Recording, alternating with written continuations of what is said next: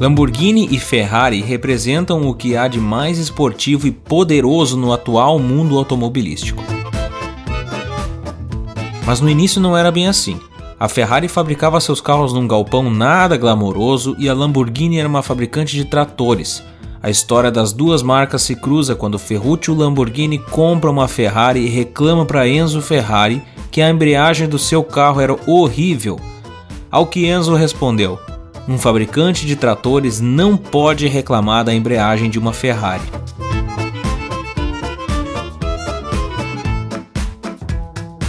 Esse insulto deixou ele possuído e ele respondeu para o Ferrari: eu vou te mostrar como é que se faz um esportivo de verdade. Fala galera, aqui é o Thales do canal Elementar e hoje eu quero contar a história dessa grande empresa icônica do automobilismo. Aqui nesse canal a gente gosta de falar sobre grandes histórias das empresas que obtiveram sucesso e revolucionaram o mercado de alguma maneira. E é exatamente isso que é a Lamborghini. Ferruccio apostou na solução do próprio problema. Apesar da Ferrari ser uma grande marca reconhecida mundialmente por ser sinônimo de luxo, velocidade e poder, o Enzo Ferrari era um apaixonado por motores e velocidade e corrida. Não era um empreendedor como Ferruccio. A história da Lamborghini nos leva ao norte da Itália, na cidade de Renazzo di Cento, perto de Bolonha. Foi aí que os pobres vinicultores Antônio e Evelina Lamborghini criaram seu filho Ferruccio entre os vinhedos da família. O jovem Ferruccio nasceu em Toro em 1916, bem no meio da Primeira Guerra Mundial. Apesar disso, Ferruccio cresceu para ser ambicioso, mas como a maioria dos italianos pobres durante o início do século XX, ele enfrentou um dilema crucial. Ele podia continuar com o emprego tradicional como agricultor ou tentar arriscar e assumir trabalhos industriais. Para o Ferruccio, no entanto, a escolha era clara. Ele era obcecado por máquinas e não conseguia ficar longe da garagem do pai. Isso acabou levando ele a estudar mecânica e em 1935 ele se sentiu confiante o suficiente para começar a sua própria oficina. 5 anos depois, porém, Ferruccio se viu arrancado de sua vida civil graças à Segunda Guerra Mundial. Ele foi convocado pela Real Força Aérea Italiana em 1940 e foi designado como mecânico para a guarnição na ilha grega de Rhodes. No início de suas funções, Ferruccio ganhou uma valiosa experiência com demolição e reaproveitamento de materiais. Em 1943, porém, depois que a Itália se rendeu, uma formação alemã assumiu à força a guarnição e despejaram seus antigos aliados. Se tu faltou essa aula de história, a Alemanha era aliada da Itália na Segunda Guerra Mundial, mas depois que a Itália se rendeu para os aliados Estados Unidos e Reino Unido, a Alemanha tomou conta do país para que os aliados não ganhassem mais espaço naquela área. Ferruccio tinha 27 anos nessa época e poderia ter saído de lá, mas decidiu permanecer como civil e com a permissão dos alemães ele começou a operar sua própria oficina. Por mais que os alemães gostassem da aptidão técnica do Ferruccio, 2 anos depois os aliados tomaram conta. Eles colocaram todos na prisão, mas depois que viram o que Ferruccio podia fazer, eles colocaram ele para trabalhar consertando seus veículos por 1 ano, até que finalmente mandaram para casa em 1946. Ele sabia que a Itália do pós-guerra precisava aumentar a produção agrícola para consertar as feridas da guerra, e a melhor maneira de obter as máquinas para chegar nesse objetivo era o estoque de equipamentos militares que o governo do Mussolini tinha encomendado. O ambicioso plano do Ferruccio foi acionado perto do final de 1947, quando ele fundou a primeira companhia aos 31 anos de idade. Com apenas 3 outros mecânicos e 2.000 liras em capital inicial, Ferruccio assumiu a produção em larga escala de tratores acessíveis em suas próprias mãos. Seu principal fornecedor era a Arar, empresa estatal responsável pela venda de todo o excesso de equipamento militar deixado após a guerra. Ao pegar um velho motor Morris britânico e modificá-lo para rodar com diesel barato, ao invés de gasolina cara, Ferruccio criou um trator inovador e acessível para vender em toda a Itália. Esse seria o primeiro de seus tratores da série Carioca, apresentado em 3 de fevereiro de 1948. A Itália gostou muito dessa inovação. O projeto foi tão bem sucedido que Ferruccio abriu uma segunda empresa, a Lamborghini Trattori. Ele contratou 4 novos trabalhadores, comprou uma fábrica em Cento e pegou um empréstimo de 10 milhões de liras através da fazenda da sua família para comprar centenas de motores Morris, Perkins e Dodge, da Arar. Ele também decidiu entrar em uma prestigiada corrida de resistência chamada Mille Miglia. Ele dirigiu seu Fiat Topolino, mas colidiu com o lado de um restaurante e desistiu de correr pelo resto da vida.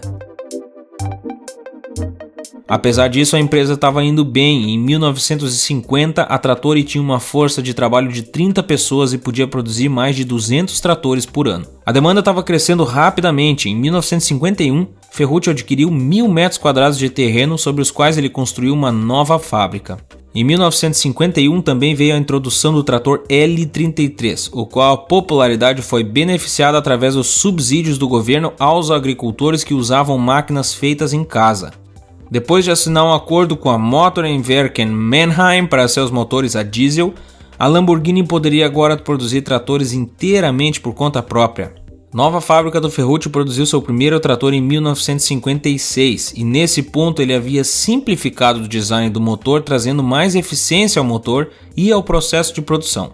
No início dos anos 60, a fábrica de tratores da Lamborghini contava com 400 funcionários e fabricava até 30 tratores por dia.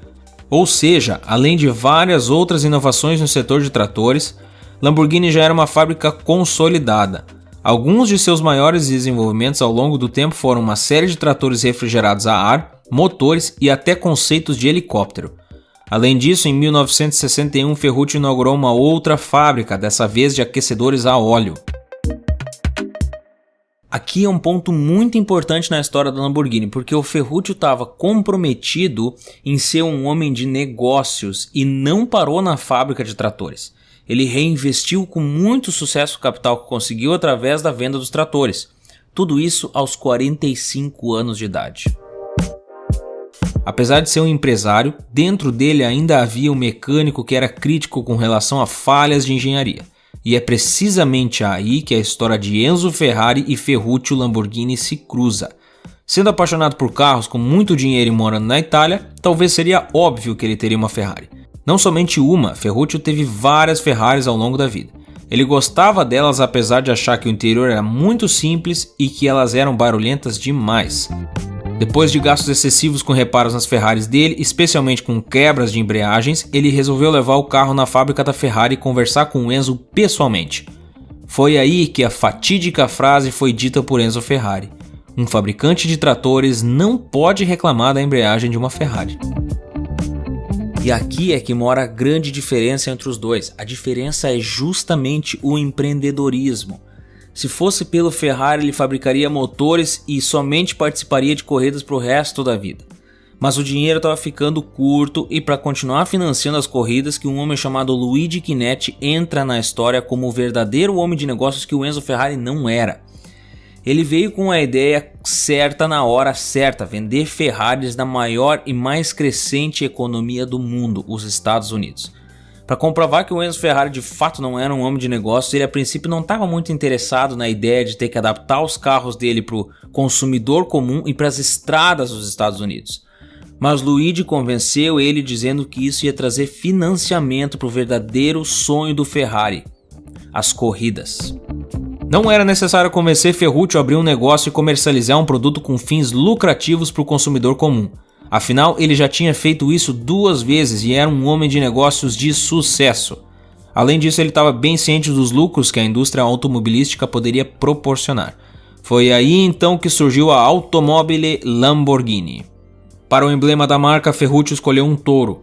Ele era fascinado pelas touradas da Espanha e nomeou muitos dos seus carros como raças de touros, ou como os próprios nomes dos touros campeões. Por isso, muitos carros da marca têm nomes espanhóis. Nada mais justo do que escolher esse animal para o logo da marca. O primeiro carro Lamborghini em funcionamento, o GT350, foi criado em 1964 com a ajuda de jovens engenheiros, dentre eles Paolo Stanzani. Ele incorporou uma tecnologia impressionante, incluindo um motor V12 de 5 velocidades, freios a disco nas 4 rodas e suspensão independente para cada roda.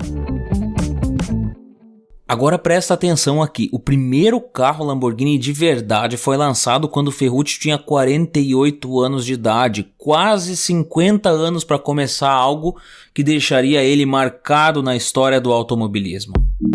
A criação do GT350 não foi fácil e seu protótipo sofreu algumas sérias falhas de design que ficaram evidentes durante a sua entrada apressada no Salão do Automóvel de 1963 em Turim.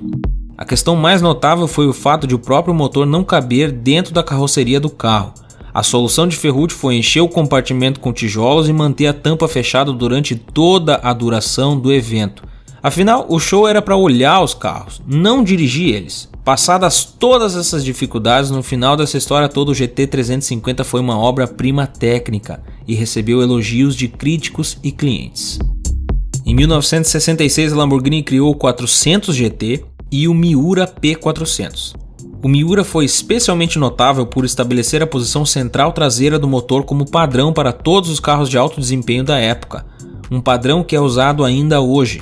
Foi originalmente desenvolvido como veículo de corrida de rua por uma equipe de engenheiros de Marcello Gandini. Eles mantiveram o projeto em segredo do Ferruccio porque ele era contra a construção de carros de corrida devido ao seu próprio incidente de corrida em 1948. Quando o Ferruccio viu o novo design, ficou encantado o suficiente para não descartar, mas ele reafirmou a sua política de não fabricar carros de corrida. 1968 viu o Spada se estabelecer como um dos maiores clássicos da Lamborghini juntamente com o Slero 400 GT. A empresa continuou sua série de sucesso estreando modelos famosos como o Huracan, Jarama 400 GS e o Countach. O Countach continua até hoje como um dos carros mais icônicos da história do automobilismo e foi ele que elevou a Lamborghini ainda mais no mundo dos superesportivos. Ou seja, aos 58 anos, Ferruccio ainda tinha metas a serem conquistadas e ele seguia em frente para conquistar cada vez mais o espaço da Lamborghini como a maior montadora de carros esportivos do mundo.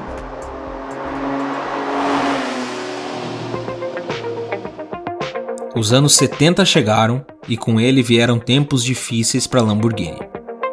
Em 73, com a crise financeira global, o mercado sofreu um colapso com a Dow Jones caindo quase metade do seu valor.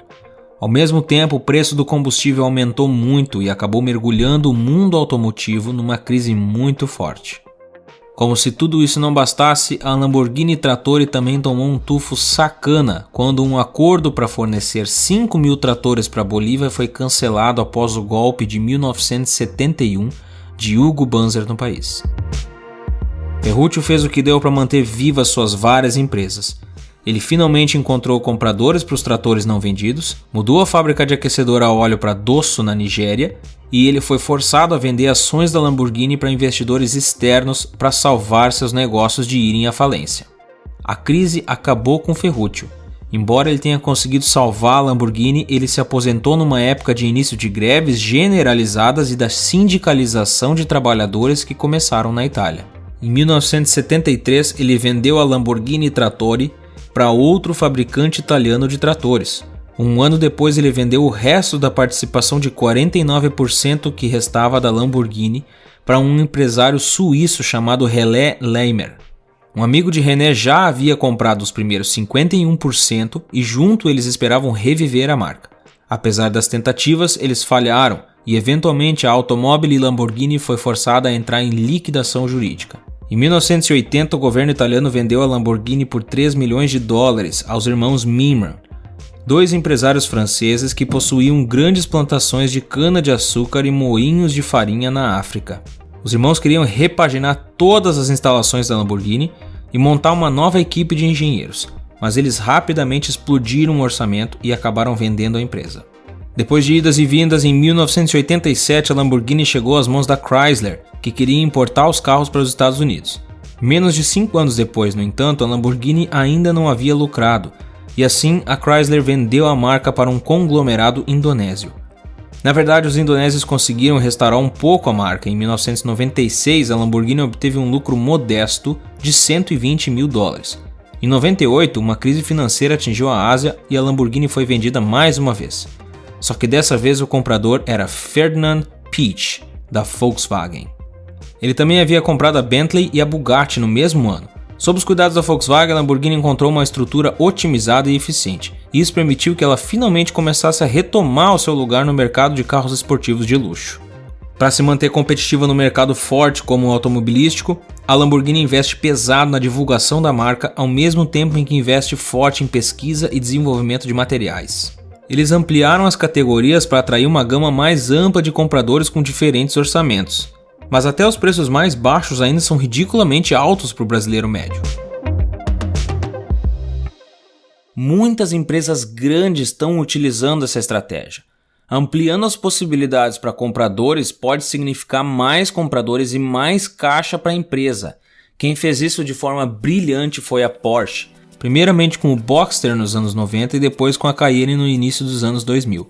Muitos fãs da marca ficaram decepcionados com essa atitude da Porsche de fazer carros que não condizem com o histórico da marca no quesito esportividade, que fugia muito de tudo que eles já haviam feito no passado. Mas essa estratégia se provou correta, tanto é que muitas outras empresas repetiram. Mas o auge do sucesso da Lamborghini moderna é sem dúvidas o Gallardo, que em 10 anos vendeu pouco mais de 14 mil unidades, tornando-se o design mais popular da Lamborghini de todos os tempos. 2015 marcou o melhor ano da história da empresa, pois suas vendas saltaram de pouco mais de 2.500 carros para mais de 3.000. Depois de tempos turbulentos onde ninguém queria assumir a empresa e ficava um tocando para o outro, parece que o jogo virou, pelo menos por enquanto. Se Ferruccio pudesse ver sua empresa agora, ele ficaria satisfeito em saber onde chegou e as estratégias utilizadas para reviver essa grande marca.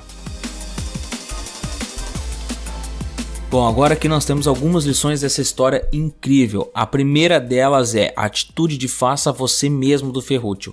Ele estava cansado de gastar dinheiro para arrumar a Ferrari e, como um bom mecânico, ele sabia que a embreagem era ruim e que ele podia fazer muito melhor. Agora tu deve estar pensando, nossa, que problemão que ele tinha, né? Ele era rico e tinha uma Ferrari, para que mais que isso? Mas é exatamente por ter essa mentalidade de não se conformar com pouco que ele foi bem sucedido. Ele viu que um produto não era bem feito e que o serviço prestado era ainda pior, já que o Enzo simplesmente humilhou ele. O Ferruccio era mecânico, tinha uma Ferrari e estava insatisfeito com ela. Talvez não tenha nada aí que tu possa te relacionar, talvez tu não vai criar uma fábrica de carros esportivos, mas com certeza nos últimos meses tu passou por alguma decepção na transação de qualquer produto ou serviço que tu pensou que definitivamente podia fazer melhor. E no exato momento que eu tô gravando esse vídeo a gente está em quarentena por causa do coronavírus e com certeza assim que acabar isso, uma crise pesada vai acontecer. São nos momentos de crise que as empresas dispensáveis do mercado são varridas para fora. É o cara que não se destaca, que vende o mesmo produto que milhares de outros negócios, que presta um serviço no máximo razoável a um preço justo. Em períodos assim não tem espaço para o mediano. Ou tu é essencial na vida das pessoas ou tu é só mais um e é deixado de lado. Se tu estiver olhando esse vídeo e essa confusão toda já passou, comenta aqui embaixo o que mudou na tua vida. Mas com certeza, se tu estiver passando por isso, só existe uma coisa que tu pode fazer: aproveitar o tempo e fazer algo que vai te fazer sair mais forte quando tudo isso acabar, que vai te dar uma vantagem na frente de quem está sentado assistindo Netflix ou jogando videogame. Pode ser algo para melhorar a tua vida profissional, como aprender inglês, ou uma habilidade nova. Ou então te preparar para criar um negócio que sobreviva e prospere nesses momentos de incertezas. Eu decidi trabalhar 2 vezes mais aqui nesse canal, porque para mim ele é um negócio e por pior que a crise seja, é o tipo de negócio que prospera em tempos como esse. Na descrição aqui embaixo eu coloquei uma série de links que podem te ajudar a transformar o limão em uma limonada. Seja criando um negócio online, aprendendo a falar inglês ou alguma habilidade que vai te fortalecer enquanto a maioria simplesmente espera o caos passar. Confere aqui embaixo os links na descrição. E aí, gostou desse vídeo? Se tu chegou até aqui, compartilhe ele com um amigo para ajudar a espalhar essa brilhante história de sucesso. Na tela tá aparecendo 2 vídeos aqui no meu canal. Assiste aí e te inscreve. Por esse vídeo é isso, um grande abraço e até mais.